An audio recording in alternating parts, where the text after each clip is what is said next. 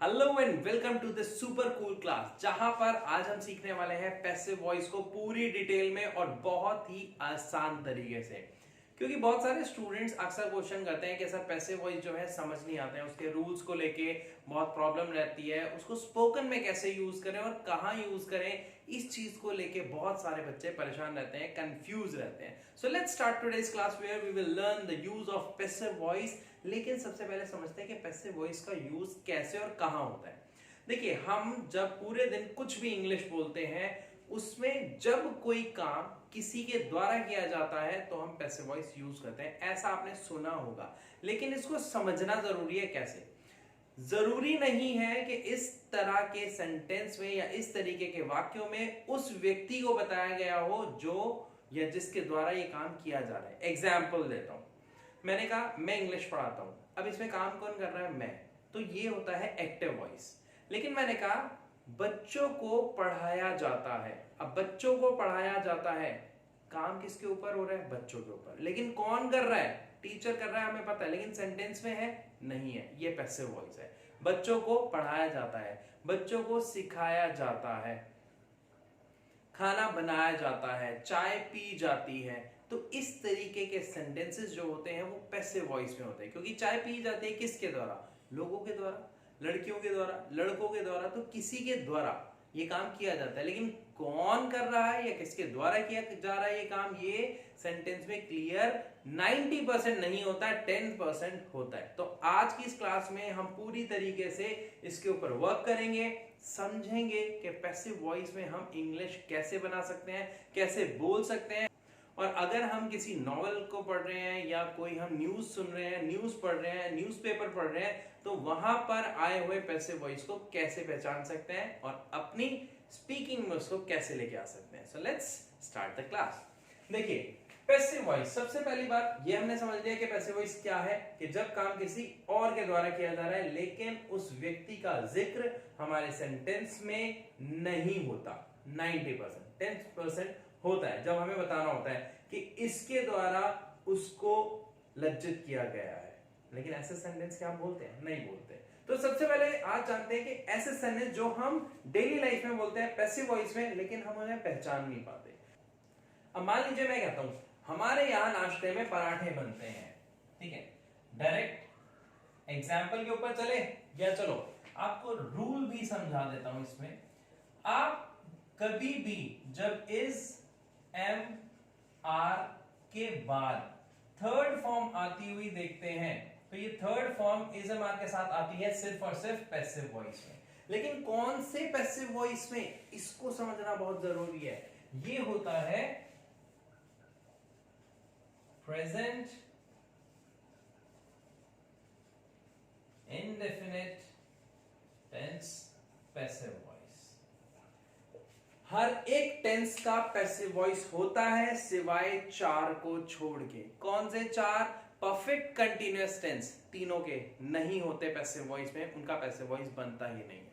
साथ में future continuous tense का भी पैसिव वॉइस नहीं बनता है। तो बात करते हैं जिनका पैसिव वॉइस बनता है वो कैसे और किस तरीके से यूज होता है। अब जैसे मैंने आपको एग्जाम्पल दिया, एग्जाम्पल नंबर 1,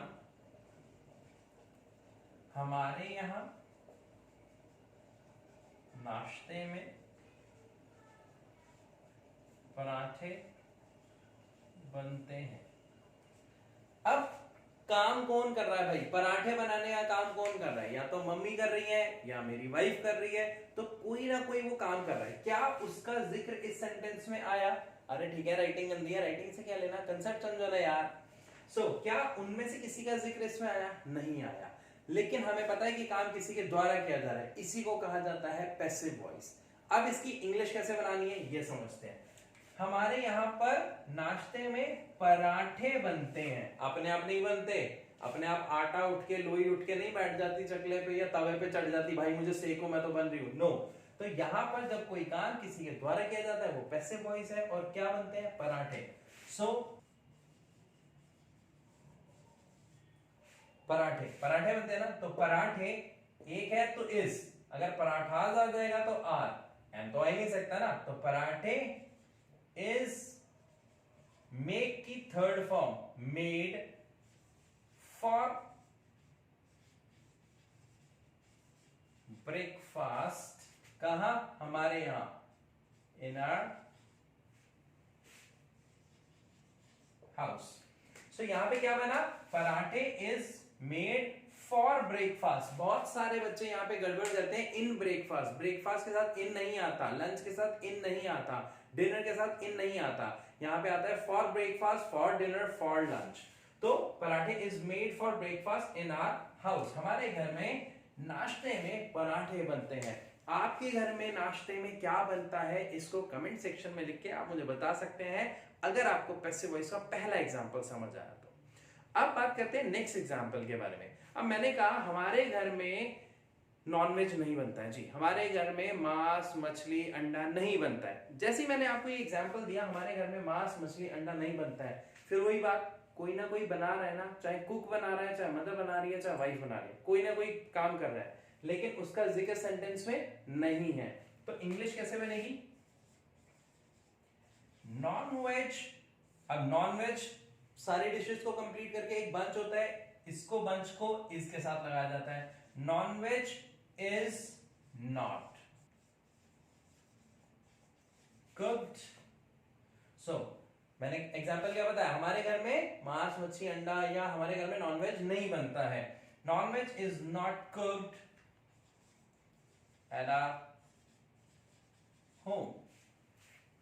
क्लियर? हमारे घर में नॉनवेज नहीं बनता है, उसकी इंग्लिश होगी non veg is not cooked at our home. अब अगर आपको ये समझ आया तो एक और एग्जांपल लेते हैं। मैंने कहा हमारे यहाँ पे जो भी नाश्ता बनता है, या हमारे यहाँ पे सबसे पहले ठाकुर जी को भोग लगाया जाता है। ठाकुर जी को भोग लगाया जाता है किसके द्वारा? हमारे घर के परिवार के सदस्यों के द्वारा, लेकिन इतना एक्सप्लेन नहीं करते हैं। तो वहां पे क्या आएगा जी? हमारे यहाँ पे सबसे पहले ठाकुर जी को भोग लगता है।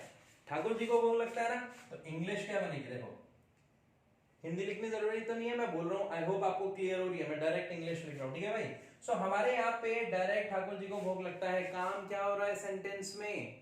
भोग लगता है। तो भोग लगता है। अब भोग लगने की इंग्लिश यहाँ पे आपको आनी चाहिए, तभी आपका सेंटेंस बनेगा। लेकिन भोग किसको लगता है? काम किसके ऊपर किया जा रहा है? मैंने बताया ना पैसिव वॉइस में किसी के ऊपर काम किया जाता है, वो यहाँ पे यूज होता है। सब्जेक्ट नहीं, ऑब्जेक्ट होता है वो। अच्छा, सब्जेक्ट और ऑब्जेक्ट का ये लोचा समझ नहीं आया? चलो फिर समझाता हूं। मैंने बिल्कुल शुरुआत में एक चीज आपको क्लियर की थी। मैंने कहा मैं ठाकुर जी को भोग लगाता हूं। सेंटेंस में बहुत क्लियर है काम कौन कर रहा है? मैं। जिस सेंटेंस में आपको ये क्लियर हो कि काम कौन व्यक्ति कर रहा है, वो तो एक्टिव वॉइस है। मैंने कहा मोदी बहुत अच्छा भाषण देता है, तो मोदी जी क्या हुए? सब्जेक्ट हुए, क्योंकि काम क्या कर रहे हैं? वो भाषण देने का। लेकिन मैंने कहा स्टेज पर अच्छे अच्छे भाषण दिए जाते हैं। अब अच्छे अच्छे भाषण दिए जाते हैं किसके द्वारा? ये बताइए ना, बहुत सारे लोग होते हैं, अलग अलग लोगों के द्वारा। मैंने कहा बहुत सारे लोगों के द्वारा अच्छी अच्छी किताबें लिखी जाती हैं के द्वारा। जो 10% था वो ये है। तो समझ आया कि जिस वाक्य में आपको क्लियर हो काम कौन कर रहा है, वहां पे सब्जेक्ट होता है, वो एक्टिव वॉइस होता है, और जहां पे ये क्लियर ना हो कि काम कौन कर रहा है, वो पैसिव वॉइस होता है। वापस आते हैं, हमारे यहाँ पे सबसे पहले ठाकुर जी को भोग लगता है। अब ठाकुर जी को भोग लगता है तो food is offered to Thakur ji first at our home. हमारे यहां सबसे पहले ठाकुर जी को भोग लगता है। Food is offered to Thakur ji first at our home.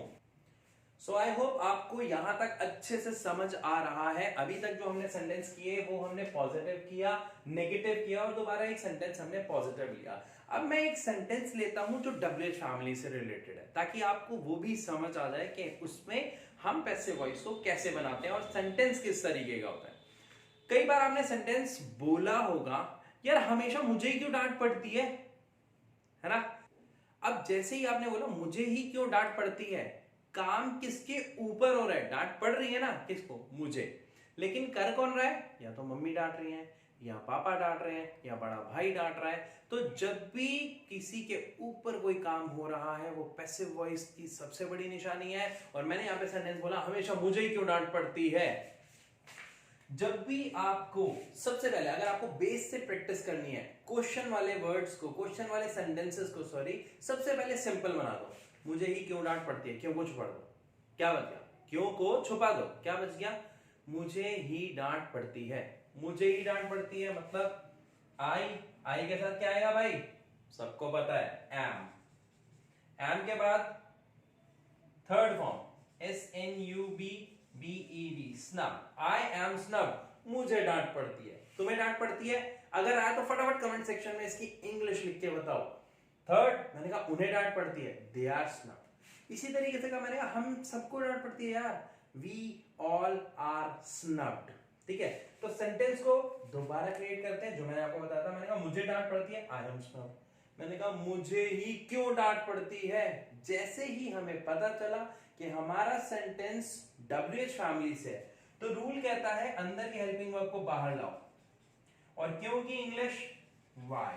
अगर WH फैमिली और फर्स्ट हेल्पिंग वर्ब दोनों साथ साथ हैं तभी हमारा क्वेश्चन ठीक है, वरना हमारा क्वेश्चन गलत है। वाई एम आई ऑलवेज आप लगा सकते हो हमेशा के लिए। So why am I always snubbed, हमेशा मुझे ही डांट क्यों पड़ती है। एक बार मेरे साथ बोलो, क्योंकि सिर्फ देखने से आपको समझ नहीं आएगा। आप देख रहे हैं, इस वीडियो को सुन रहे हैं, इसके साथ एक छोटा सा काम करो ना, जो मैं बोल रहा हूं उसको रिपीट करो।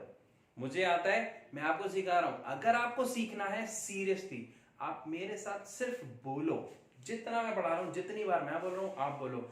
आई प्रॉमिस वीडियो बंद करने के बाद भी आपके दिमाग में रूल, सेंटेंसेस और सेंटेंस फॉर्मेशन सारी चीजें एनग्रेव होनी शुरू हो जाएंगी, एम्बाइब होनी शुरू हो जाएंगी। एनग्रेव और एम्बाइब मैंने कैसे यूज किया, अगर इस तरीके की आप वोकैबुलरी सीखना चाहते हो तो मेरी शॉर्ट वीडियोस को आप देख सकते हो। इंस्टाग्राम पर भी मुझे आप फॉलो कर सकते हो। तो वापस चलते हैं अपने सेंटेंस की तरफ। Why am I always snubbed? हमेशा मुझे क्यों डांट पड़ती है। तो चलो इसी तरीके से एक और सेंटेंस लेते हैं। मैंने कहा मैगी 2 मिनट में बन जाती है। अगर मैं कहता हूं कि मैं मैगी 2 मिनट में बना देता हूं, तो यहाँ पे सब्जेक्ट क्लियर है, तो वो तो एक्टिव वॉइस है। लेकिन मैंने कहा मैगी 2 मिनट में बन जाती है, क्या मैगी अपने आप पैकेट से निकलेगी, पतीले में डलेगी, उबलेगी और कहेगी मैं बन गई? नहीं ना। यस, तो जो चीज अपने आप नहीं होती, किसी के द्वारा की जाती है, लेकिन हम उस वाक्य में नहीं बताते हैं कि किसके द्वारा की जाती है, वही होता है पैसिव वॉइस का सेंटेंस। और वहीं पर यूज होता है पैसिव वॉइस, जिसको हम एक्टिव वॉइस में यूज नहीं कर सकते। तो इस सेंटेंस को बनाते हैं। मैंने कहा मैगी 2 मिनट में बन जाती है। मैगी इज प्रिपेयर्ड भी लगा सकते हो, कुक्ड भी लगा सकते हो, मेड भी लगा सकते हो। तीनों का मतलब बनाना और पकाना सेम ही होता है। So Maggi is prepared just in 2 minutes. ठीक है, मैगी 2 मिनट में बन जाती है। Maggi is prepared just in 2 minutes. Maggi तो 2 मिनट में बन जाती है। आई होप आपको यहां तक बहुत अच्छे से समझ आ रहा है कि हम पैसिव वॉइस को कैसे यूज कर रहे हैं। लेकिन अगर फिर भी आपके दिमाग में कोई क्वेश्चन है जो आप पूछना चाहते हो पैसिव वॉइस से रिलेटेड ही, तो आप कमेंट सेक्शन में लिख के मुझसे पूछो। मैं आपको उसका आंसर जल्दी से जल्दी देने की कोशिश करूंगा। और इवन अगर उसका आंसर मुझे एक्सप्लेन करना है तो मैं एक और वीडियो बनाऊंगा जिसमें आप सभी स्टूडेंट्स के सारे क्वेश्चंस को ऐड करने की पूरी कोशिश करूंगा, और उसका एक्सप्लेनेशन भी उस वीडियो में मैं जरूर दूंगा। क्योंकि आप जो मेरी वीडियोस को लाइक करते हो, शेयर करते हो, उसी से मुझे पता चलता है कि आपको चीजें कितनी अच्छी लग रही हैं, कितनी समझ आ रही हैं, और मुझे ऐसे ही टॉपिक्स पे और वीडियो आपके लिए बनानी है या नहीं। तो आप ही मुझे बताएंगे, मुझे सारे टेंसेस के पैसिव वॉइस आपको सिखाने हैं या बस एक से काम चल जाएगा, वो आप बताओगे। अगर लाइक्स आए, अगर कमेंट्स आए, अगर मेरी इस वीडियो को आपने शेयर किया ज्यादा से ज्यादा अपने फ्रेंड्स के साथ, अपने क्लासमेट्स के साथ, अपने स्कूल के ग्रुप में, आई प्रॉमिस आपके एग्जाम से पहले आपको सारे पैसिव वॉइस सिखा दूंगा। ओके, तो वापस पढ़ते हैं आगे सेंटेंसेस में, क्योंकि पैसिव वॉइस जो अभी हमने सीखा बहुत अच्छे से क्लियर हो गया होगा I hope. Positive sentence, negative, फिर यहाँ पे पॉजिटिव और यहाँ पे WH फैमिली सेंटेंस। जो हमारे सेंटेंस होते हैं वो ऐसे ही बनते हैं, positive, negative, interrogative, negative interrogative और WH फैमिली। अगर आप ये 5 प्लस नेगेटिव WH फैमिली। अगर ये 6 तरीके के सेंटेंसेस आप लिखकर बोलकर प्रैक्टिस कर लेते हो तो आई गारंटी किसी भी तरीके का पैसिव वॉइस आ जाए, चाहे रिटन में, चाहे स्पोकन में, चाहे आप उसे रीड कर रहे हो, उस दौरान आपको समझ भी आएगा और आप बोल भी पाएंगे। एक एग्जांपल और देता हूं जिसमें ज्यादातर बच्चे कंफ्यूज हो जाते हैं। आप अपने दोस्तों को पूछ के देखना जो अच्छी इंग्लिश बोलते हैं। मैंने कहा भाई केले ना दर्जन के हिसाब से बिकते हैं, केले दर्जन के हिसाब से बिकते हैं। आपको समझ आ गया ना, अपने अपने बिकते, बहुत अच्छे, तो बिकते हैं, कोई बेचता है ना। अब इसकी इंग्लिश क्या होगी ये मैं नहीं बताने वाला, ये आप कमेंट सेक्शन में मुझे लिख के बताओगे कि केले दर्जन के हिसाब से बिकते हैं, इसकी इंग्लिश क्या होगी। अगर आपको ये चैप्टर समझ आया, passive voice of present indefinite tense अगर आपको क्लियर हुआ तो आप मुझे लिख के कमेंट सेक्शन में जरूर बताइएगा। वीडियो अच्छी लगी तो लाइक जरूर कर देना और हाँ, अपने फ्रेंड्स के साथ शेयर भी जरूर करिएगा। इस वीडियो में बस इतना ही। आपके क्वेश्चंस का, आपके कमेंट्स का मैं इंतजार करूंगा और मिलूंगा अपनी नेक्स्ट वीडियो में। तब तक के लिए सी यू, टेक केयर।